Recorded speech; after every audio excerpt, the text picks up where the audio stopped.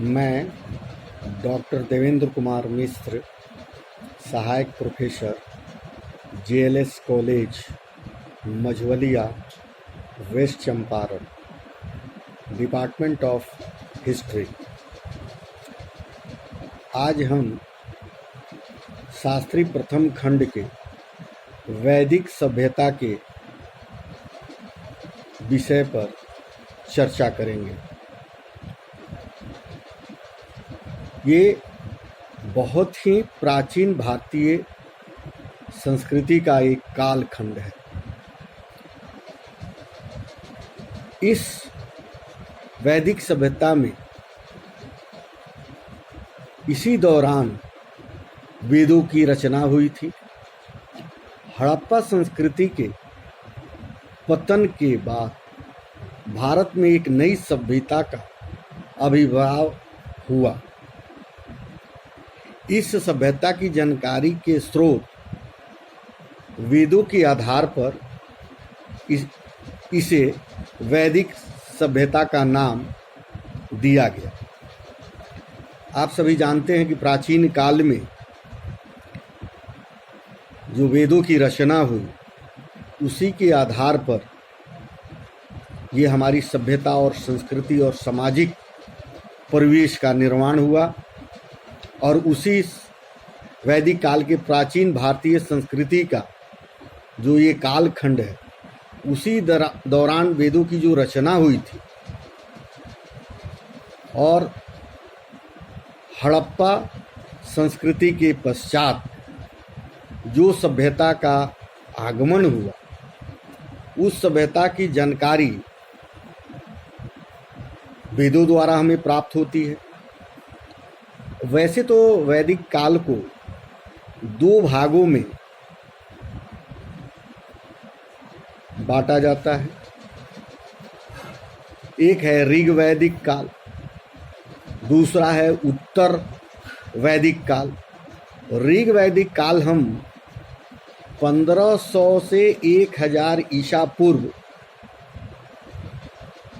और उत्तर वैदिक काल 1000 से 600 ईसा पूर्व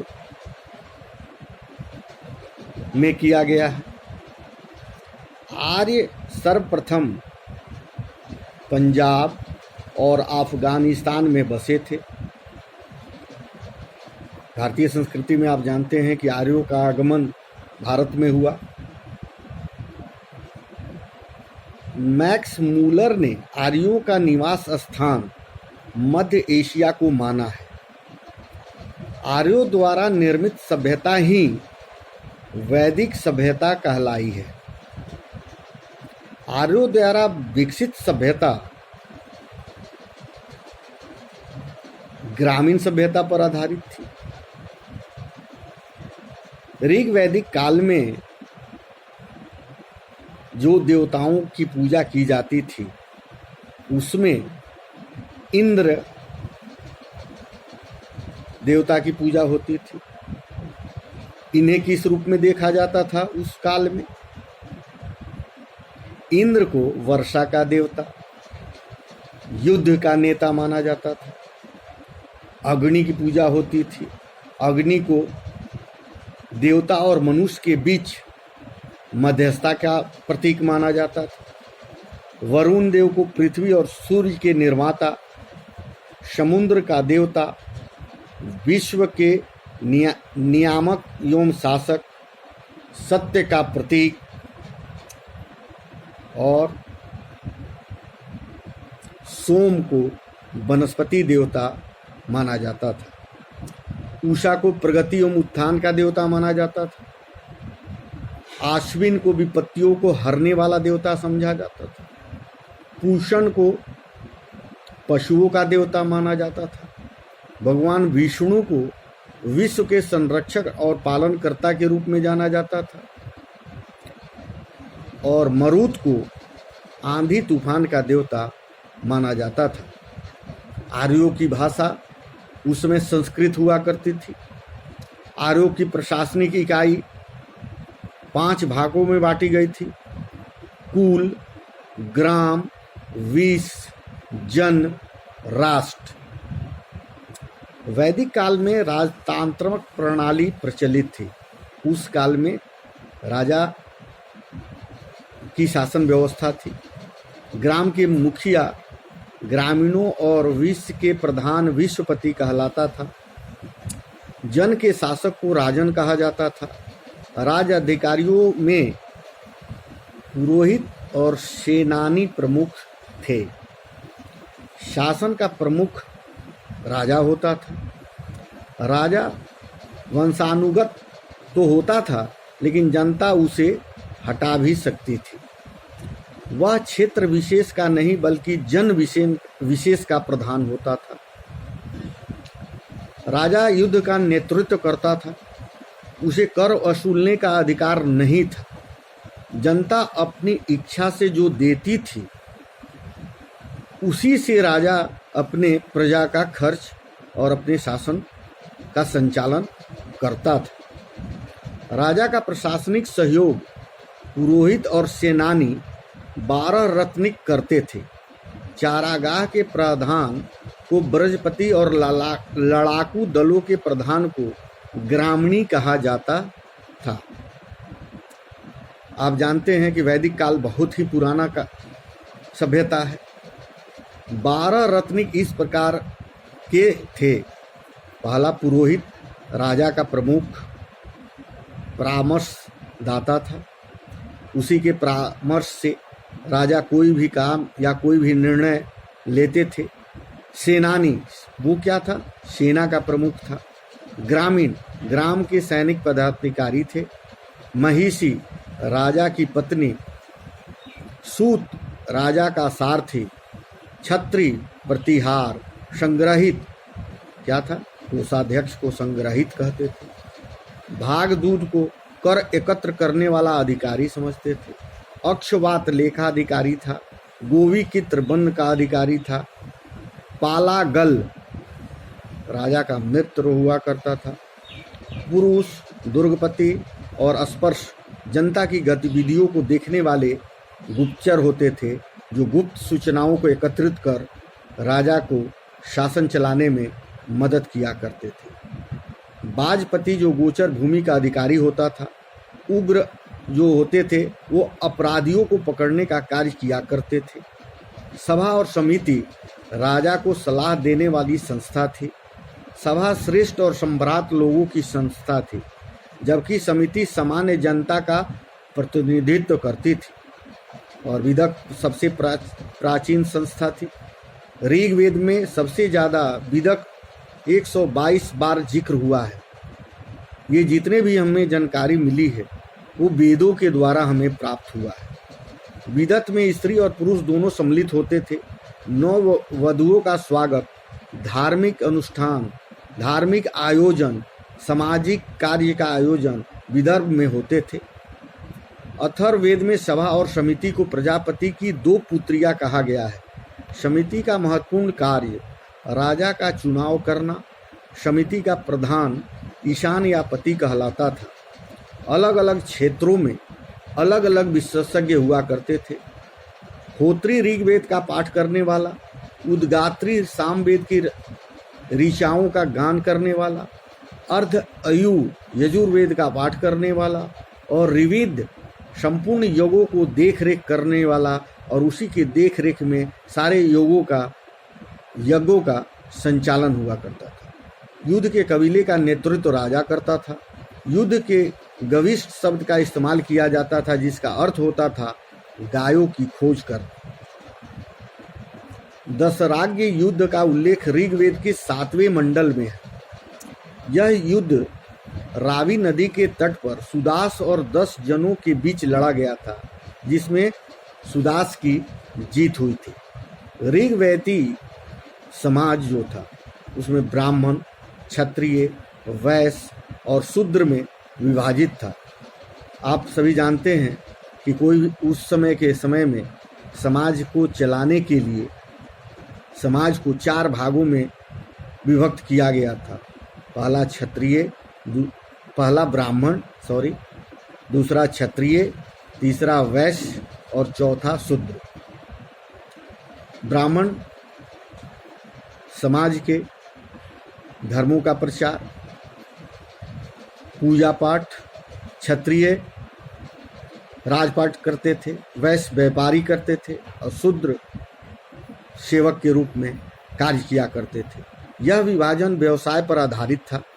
ऋग्वेद के 10वें मंडल में कहा गया है कि ब्राह्मण परम पुरुष के मुख से है, क्षत्रिय उनकी भुजाओं से है, वैश्य उनकी जांघों से और शूद्र उनके पैरों से उत्पन्न हुए हैं।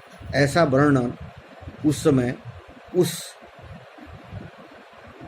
में मिलता है। एक और वर्ग पनियों का था जो धनी थे और व्यापार किया करते थे। भिखारियों और कृषि दासों का अस्तित्व नहीं था। जो कृषि दास थे उनका उस राज्य में कोई महत्व नहीं था। संपत्ति की इकाई गाय थी जो विनिमय के माध्यम से भी थी। सारथी और बढ़ई समुदाय को विशेष सम्मान प्राप्त था। इस काल आर्यों का समाज पितृ प्रधान था। समाज की सबसे छोटी इकाई परिवार थी, जिसका मुखिया पिता होता था, जिसे कुलप कहते थे। जो प्रधान होता था पुरुष, उसको क्या कहते थे? कुलप कहते थे। महिलाएं इस काल में अपने पति के साथ यज्ञ कार्य में भाग लेती थी। बाल विवाह और प्रथा का प्रचलन इस काल में नहीं था। विधवा अपने पति के छोटे भाई से विवाह कर सकती थी। विधवा विवाह, महिलाओं के उपनयन संस्कार, नियोग, गंधर्व और अंतरजातीय विवाह भी प्रचलित था। महिलाएं पढ़ाई कर सकती थी। ऋग्वेद में घोषा, अपाला, विश्वास जैसी विदुषी महिलाओं का भी वर्णन है। जीवन भर अविवाहित रहने वाली महिला को अमाजू कहा जाता था। आर्यों का मुख्य पेय सोमरस था, जो वनस्पति से बनाया जाता था। आर्य 3 तरह के कपड़ों का इस्तेमाल करते थे: वास, अधिवास, उष्णीय।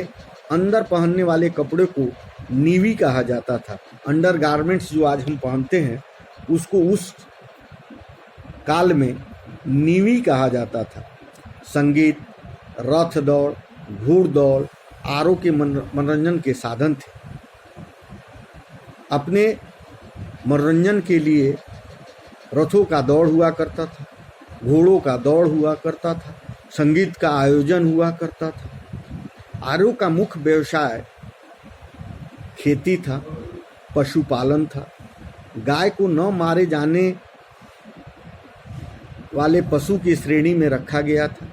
गाय की हत्या करने वाले या उसे घायल करने वाले के खिलाफ मृत्यु दंड या देश से निकाल देने की प्रथा थी। आर्यों का प्रिय पशु घोड़ा और प्रिय देवता इंद्र थे। आर्यों द्वारा खोजी गई धातु लोहा थी। व्यापार के दूर दूर तक जाने वाले व्यक्ति को पनी कहा जाता था। लेन देन में वस्तु विनिमय प्रणाली थी। जैसे आप हमारी सभ्यता में भी पूर्व के समय में आप जाएंगे तो आप देखेंगे कि गांव में धान दे के कोई भी चीज़ खरीदा जाता था, गेहूं दे के कुछ भी खरीदा जाता था। तो उस समय मुद्रा का प्रचलन थोड़ा कम था और एक सामान को देकर दूसरे सामान लेने की प्रथा थी। इसी को वस्तु विनिमय प्रणाली कहते हैं। ऋण देकर ब्याज देने वालों को सूदखोर कहा जाता था। सभी नदियों में सरस्वती सबसे महत्वपूर्ण और पवित्र नदी मानी जाती थी। उत्तर वैदिक काल में प्रजापति प्रिय देवता बन गए थे। उत्तर वैदिक काल में वर्ण व्यवसाय की बजाय जन्म के आधार पर निर्धारित होते थे। उत्तर वैदिक काल में जन्म जो होता था उसके आधार पर नहीं, व्यवसाय की बजाय जो लोग काम करते थे जन्म के अनुसार उनका निर्धारण किया जाता था। उत्तर वैदिक काल में हल को सीरा और हल रेखा को सीता कहा जाता था। उत्तर वैदिक काल में निष्क और शतमान मुद्रा की इकाइयाँ थी। उस समय क्या मुद्रा चलता था? निष्क और सतमान मुद्रा। सांख्य दर्शन भारत की सभी दर्शनों में सबसे पुराना था। इसके अनुसार मूल तत्व 25 हैं, जिसके पहला तत्व प्रकृति है। सत्यमेव जयते मुंडकोपनिषद से लिया गया है। गायत्री मंत्र सविता नामक देवता को संबोधित है, जिसका संबंध ऋग्वेद से है। उत्तर वैदिक काल में कौशाम्बी नगर में पहली बार पक्की ईंटों का इस्तेमाल किया गया था। महाकाव्य 2 हैं, महाभारत, रामायण। महाभारत का पुराना नाम जय संहिता है। यह विश्व का सबसे बड़ा महाकाव्य है। सर्वप्रथम जबालोपनिषद में चारों आश्रम ब्रह्मचर्य, गृहस्थ, वानप्रस्थ तथा संन्यास आश्रम का उल्लेख मिलता है। गोत्र नामक संस्था का जन्म उत्तर वैदिक काल में हुआ था। ऋग्वेद में धातुओं में सबसे पहले तांबे या कांसे का जिक्र किया गया है। वे सोना और चांदी से भी परिचित थे, लेकिन ऋग्वैदिक काल में लोहे का जिक्र नहीं है। उस समय उत्तर वैदिक काल में जो शब्द थे वो पूर्व दिशा के लिए क्या कहा जाता था? प्राची। पश्चिम दिशा के लिए क्या कहा जाता था? प्रतीची। और उत्तर के लिए उदीची। आप सभी जानते हैं कि उत्तर वैदिक काल में जो भी बातें हैं वो मुझे वेदों के द्वारा प्राप्त होता है, और आगे फिर भी कुछ दूसरे विषय पर हम आपसे चर्चा करेंगे। अभी के लिए धन्यवाद।